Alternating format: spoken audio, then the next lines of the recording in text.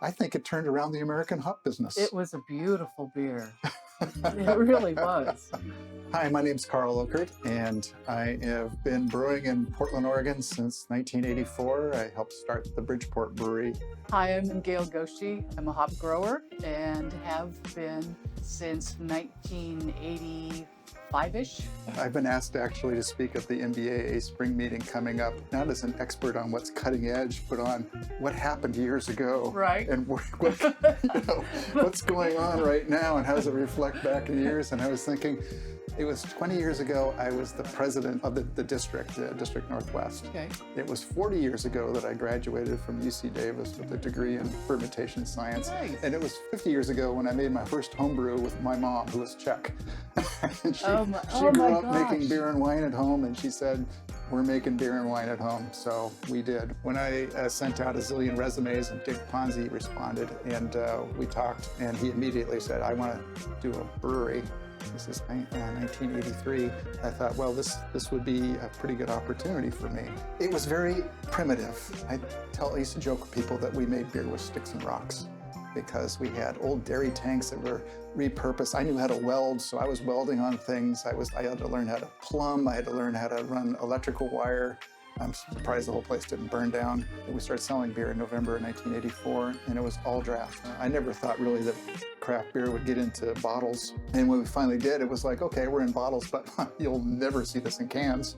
There was a group of growers that came to the brewery, and I think you were one of them, and you left a business card that said, we should meet, or something like that. I think I still have that business card somewhere. But the time that you then came down to the farm for selection, you were the number one. You were the first craft brewer to make its way all the way an hour south of Portland. Yeah. Well, for myself, it was, I mean, to be able to sit down at the farm conference table across from a brewer and actually look at the hops that I had grown for you that year and be able to have you rub and sniff and react to it. I was just in heaven and learning so much as far as what was important to you just out of that hop scent. For our family as growers, for a long time, we're almost at 120 years of growing hops.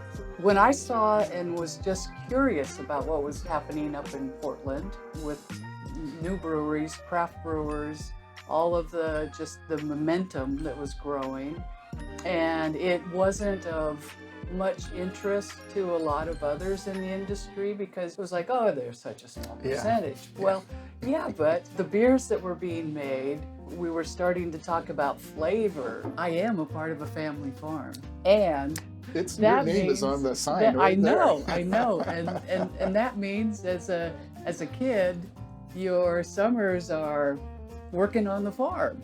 Maybe a trip to the beach or two if you're lucky. How early did they press you into service working on the farm? Oh, you know, I think I pressed myself before I was pressed in. I would be surprised if you hadn't. Yeah, I mean, it was pretty cool to be a kid and be able to do things like drive tractors before you could certainly drive any sort of four-wheel vehicle or something.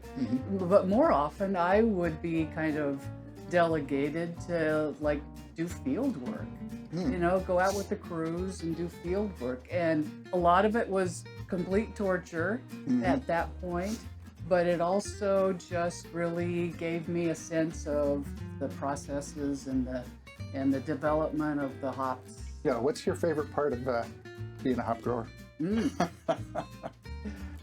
You know, I have to say that it continues to be the field, what's happening out in the field. What's interesting is that if you even just take today's time and you think about all of the changes that are happening in our world and what we've been hit with in the last 3 years with COVID and weather changes and just politics in general, hops they're in the ground, they have a purpose. Mother Nature guides them on that purpose to be able to grow that plant, to be able to put on those hop cones. And all those things in the world don't influence it. You know, when I was at Bridgeport the first round, we were making very malt-led beers. and hops were not a real big part of that. So wasn't really as focused on hop flavor at that point. You know, you live in the middle of one of the biggest hop growing regions in the world. Why don't we make a style of beer that emphasizes hops? Like, oh, I don't know, this India Pale Ale thing. Okay, nobody really had a really assertively hoppy, aromatic, and bitter IPA out there. We won the GABF gold medal that year. We won it the next year. We put it into the the Brewing International Awards in Britain. We won the gold medal and the championship trophy with that beer. So if you win a lot of hardware in 3 years running, you probably are doing something right. You got to remember, nobody had these. And it was all of 5.5% alcohol in a staggering 50 IBUs. And people told me, there's no way anyone's going to choke down a 50 IBU beer. You'll never sell any of this. This style is going to come and go. Well, it didn't. We owned it for a little while everybody else was still trying to out-amber ale themselves. And then eventually it kind of caught on. And I think it turned around the American hop business. It was a beautiful beer. It really was. It was a very nice beer. What is the highlight that you think that you've seen in this industry? You know, it's interesting. I don't know whether I could pick a highlight because there's been so many really good highlights. Mm-hmm. I was given the Order of the Hop myself, so first father-daughter ever in the world. Yeah. You know, those things are just crazy because we have such a small industry. The hop industry is so small that you know, to have an accolade that's worldwide is like, well, there's not that many people to choose from. So I was born when Cascade was born. I kind of like to, you know, throw that one out. When the cross was made. Maybe that saying of, you know, I've got hops in my blood, maybe there really is something to that. It wasn't certainly all about selling hops.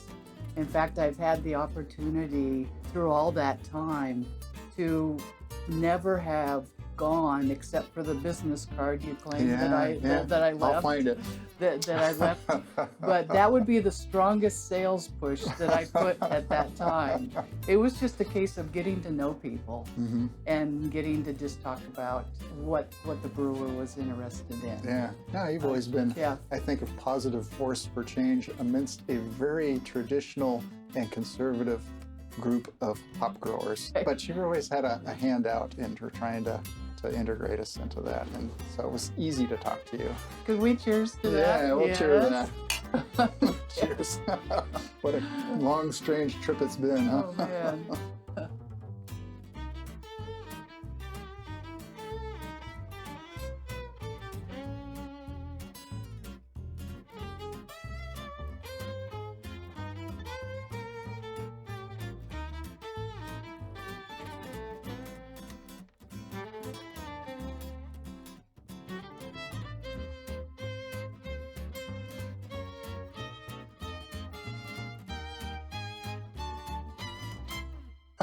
Hey, you know, aren't you delighted that they didn't put us in rocking chairs?